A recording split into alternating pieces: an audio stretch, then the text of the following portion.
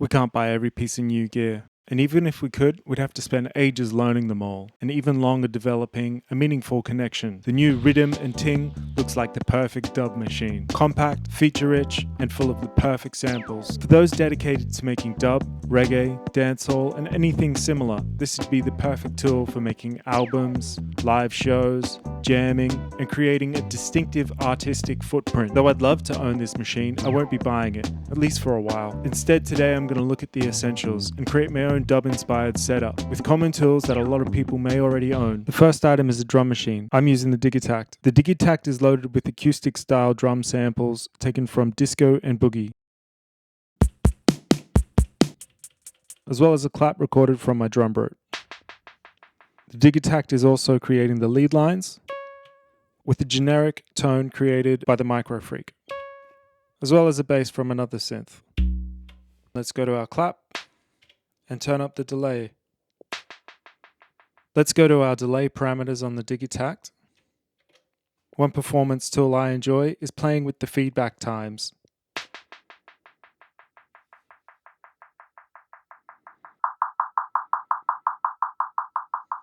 There you have the self-oscillating delay feedback commonly found in dub. The next item is a sample player. I'm using the SP404 Mark II. The SP404 is loaded with generic dub sound effects. Pan to the left.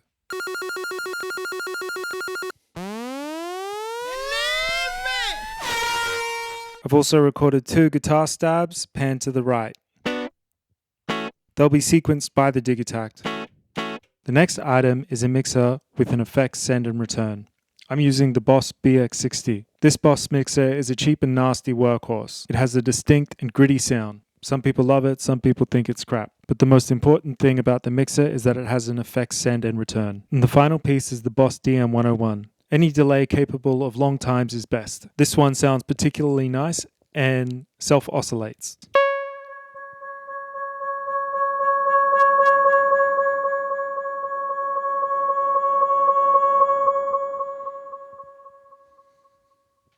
That's fantastic for a dub situation. The reason I pan my drums and bass to the left channel out of the Digitact is so I can control it on fader 1. Coming out of the right channel on the Digitact is the synth lead.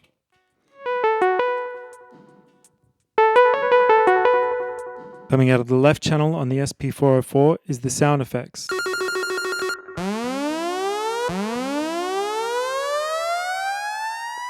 And I'll be pressing those in real time. Coming out of the right channel on the SP404 is the guitar jabs.